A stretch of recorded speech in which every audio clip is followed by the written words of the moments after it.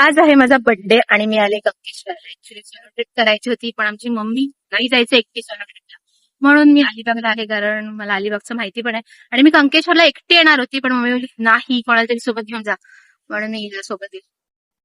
अलिबागला पण एकटीला जाऊन देत नाही यार. ते मी जुगाड बघा काय केलाय, मला छत्रीचं वजन नको म्हणून मी ते छत्री पर्सला अशी पिनअप केले आणि आता ती अशी कॅरी करायची.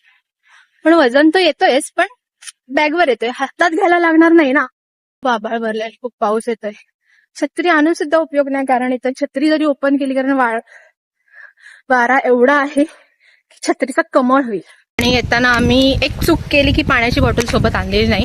आणि प्लीज तुम्ही घरून येताना पाण्याची बॉटल घेऊन या, कारण ही 10 वाली पाण्याची बॉटल इथे 20 रुपयाला आहे.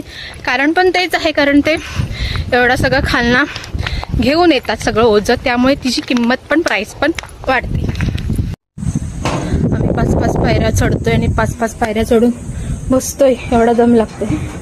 अजून 201 पायऱ्या चढल्या असतील ना, पण अजून 500 ते 600 पायऱ्या चढायच्या आहेत. काय फायदा नाही मेकअप करून तनु. आणि प्रत्येकाने आपल्या बर्थडेच्या दिवशी घरात बसण्यापेक्षा प्लीज बर्थडेच्या दिवशी फिरा, एक्सप्लोर करा सगळ्या गोष्टी. म्हणून मी जवळपास कंकेश्वर एक्सप्लोर करायला आले.